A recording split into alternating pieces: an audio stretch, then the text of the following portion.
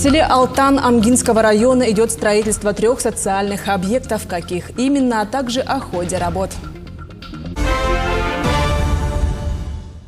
В селе Алтан Амгинского района идет строительство 3 социальных объектов. Это детский сад на 75 мест, станция очистки и водоснабжения. Села также строительство Дома народного творчества. Работа идет по разным федеральным и региональным программам. Строительство каменного здания Дома народного творчества началось с 2023 года. Объект будет двухэтажным, общая площадь составляет 1025 квадратных метров. Первый квартал у нас был в начале бетон, мы закончили. Вот стяжку тоже закончили недавно. В данный момент идет у нас вот кладка, скоро заканчиваем.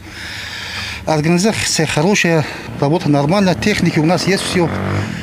Технику безопасности мы все прошли, все нормально.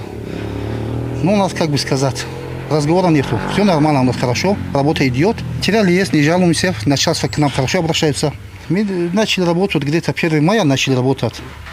Хотим завершить вот эту работу где-то к концу октября.